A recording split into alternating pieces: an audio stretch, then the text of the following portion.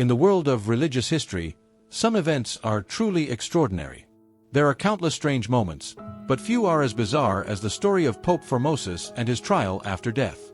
In 897, Pope Stephen VI decided to put Pope Formosus, who had died 7 years earlier, on trial. Yes, you heard that right. He wanted to put a dead man on trial. This event is known as the Cadaver Synod.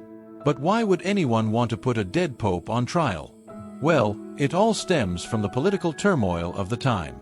Pope Formosus had been involved in a series of complex political alliances, and his papacy had left behind some enemies. One of those enemies was Pope Stephen VI, who was determined to undo Formosus's influence.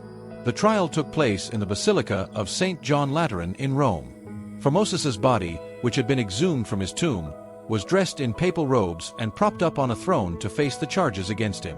A deacon was even appointed to speak on his behalf. The charges? They were absurd, to say the least.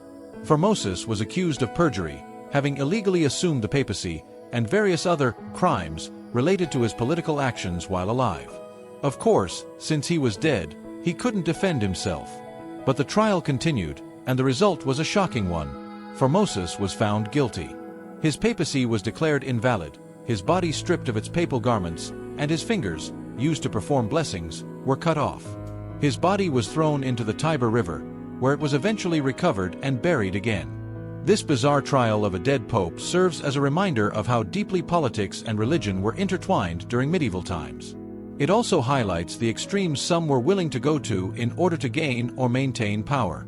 While the Cadaver Synod was ultimately declared illegal and outrageous, it remains one of the strangest chapters in papal history. If nothing else, it shows that history can be stranger than fiction, especially when it involves religious figures and political power struggles.